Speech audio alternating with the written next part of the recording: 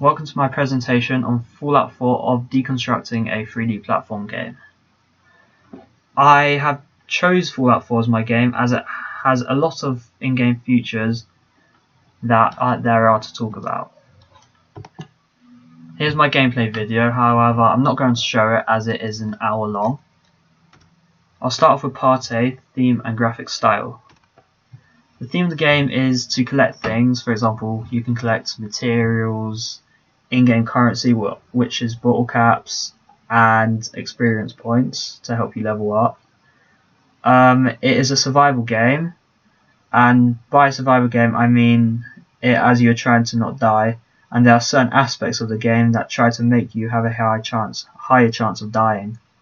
It's also a post-apocalyptic game as it is based after a nuclear war. The game genre, it is a action as there's a lot of violence and gore. It's a roleplay as you're pretending to be a certain character in the game. It's an open world as you can explore the world freely, and it's also a sandbox.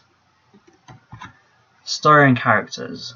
You get a custom player who you control, and as you can see in the picture next to it, this is the interface of when you actually get to customize your player. The main character is trying to find his son, as you can see in the lowest picture, and then companion called, you also get, the main character gets a companion called Dogmeat, who is a dog, as you can see in the picture, and you also get different factions which are allocated around the map. Graphic style. The game uses a post-apocalyptic color palette, as the colors are normally quite grey and dark. However, there are some lighter colours in the game. The game uses quite retro areas. By retro I mean 1950s retro. And it's mainly retro in urban areas where there's a lot of NPCs. And the graphics look slightly cartoony, mainly because it increases the performance of the game, especially on consoles. And some areas also have deep fog, which makes it a bit more spooky and gloomy. Part B, challenges, objectives and rewards. Adding new challenges. There are legendary creatures who you can gain legendary materials from, and they have a lot more hit points and do a lot more damage. There are different levels of difficulty in the game. So the lowest level of difficulty is easy, and if you go to very hard, legendary creatures will spawn in a lot more often, and you'll do less damage to creatures and they'll do more damage to you, and they'll also have higher hit points. There are high radiation zones, so as you can see in the picture, it's not too high of a radiation zone, but it does look it, so you have to be quite careful of where you're going, and you're always going to have to check how many rads you have on your health bar. There are user-made challenges, and by user-made challenges I mean challenges that have been made by people on forum posts of Fallout 4 websites. For example, a challenge would be don't kill anything during the whole campaign, which would be extremely boring and it's extremely hard to do, as the main aim of the game is to really kill things. Player rewards. There are legendary weapons that have certain effects, and as you can see, there's a legendary weapon called a Kellogg's pistol, which I've shown an image next to it. And there's also experience points, which you gain from completing quests. There's items that can be used for crafting. So items normally are crafted to different weapons, and you also have bottle caps, which you gain from quests, as this is the in-game currency. The main objectives is to complete side missions. An example of side mission is the Lost Patrol,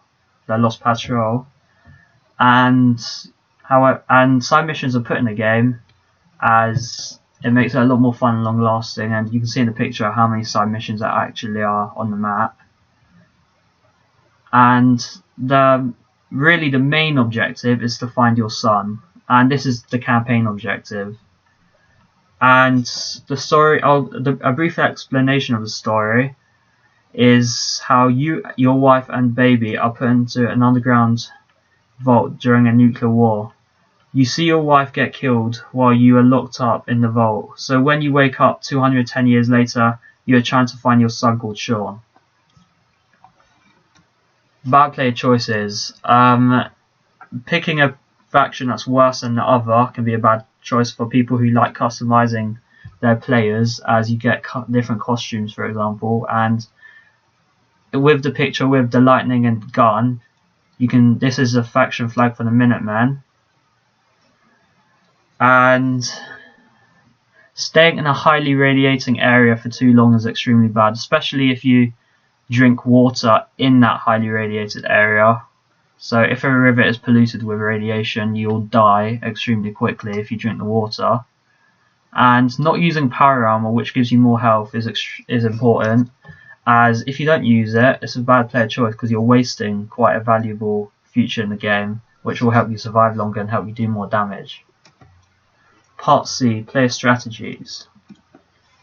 Improve playstyle. Increasing stats is extremely useful, as you, for example, could become stronger or increase your agility, which would help you to run faster.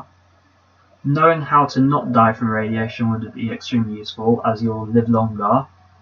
Upgrading power armor would stop creatures being able to kill you, and you'd also be able to use special abilities. And using ammo effectively is extremely useful, as you will not run out of ammo as quickly. Scaling game difficulty. Increasing HP and damage your creature is quite important, as creatures will be a lot harder to kill, especially if there's a lot of them attacking you. And then different environments, for example dark and more foggy places, would be extremely important, as you will not be able to see creatures as clearly in the game, so they'll be harder to kill. Player and level interactions. There are hiding spots, which can be useful when loads of creatures are trying to attack you. You'll be able to hide and they won't be able to attack you. And there are different rads that are given off in different areas, so you have to be wary of that again. And as you can see in the lower picture, plus 45 rads is a lot of rads, and you will have a higher chance of dying if you stay in that area for too long. Creature levels increase when player level does. This is important, as when you level up, creature levels would increase, so they'd be able to do more damage, and their hit points would actually increase too. As if this wasn't a feature in the game, then it would come to the point where creatures would be able to wouldn't do that much damage to you, and they'd be too easy to kill. And then there's also traps, and a trap is shown in the upper picture of a flamethrower trap. And there's also a Tesla trap. And traps are mainly used in villages when you're creating your village. How can the player adapt? The first point is better shot accuracy, and this helps as you'll be able to kill enemies a lot quicker, and you'll be able to use ammo a lot more efficiently too. Knowing where high rad areas are is extremely useful as well, as you won't die as quickly, and knowing what materials are needed to craft overpowered weapons is extremely useful, as you won't be wasting time getting materials that don't craft that overpowered weapons. And an extremely rare material is shown in the upper picture of nuclear material, which is normally used to craft really powerful grenades and weapons. And knowing certain spots to kill creatures from is extremely useful, as creatures will not be able to attack you, but you'll be able to attack them. Part D, 3D game models.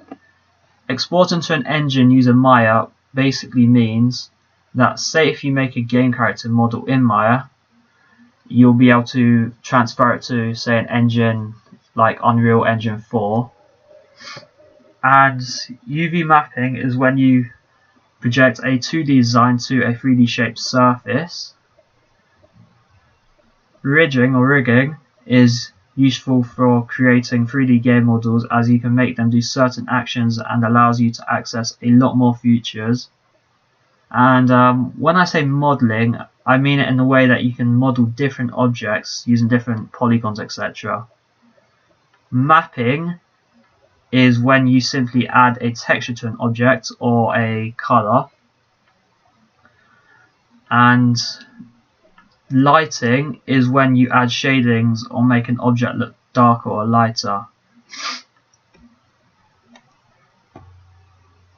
And some 3D assets in Fallout 4. So some commonly featured assets would be humans, creatures, for example, Gator Claw, and buildings. And you can see a human and a creature in the pictures next to the points.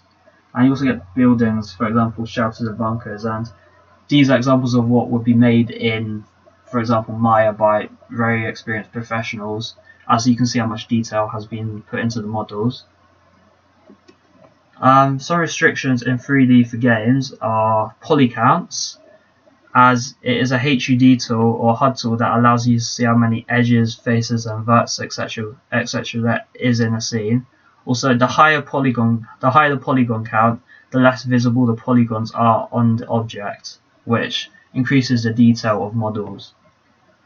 You also have reusable assets, scale units, texture sizes, axis orientations, and also animation topology. And topology is how polygons are arranged so objects move realistically.